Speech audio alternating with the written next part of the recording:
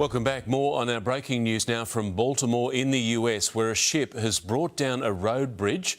Miley Hogan joins me now from America. Miley, what's the very latest? Mark, good evening. This story is developing bit by bit. What I can tell you is that the Coast Guard has confirmed that it received a report of an impact at around 1:27 a.m. local time. That's around 2 hours ago. Now, local radio, we've been listening in there, and a number of talkback callers have called up saying that they heard a large bang and a large boom.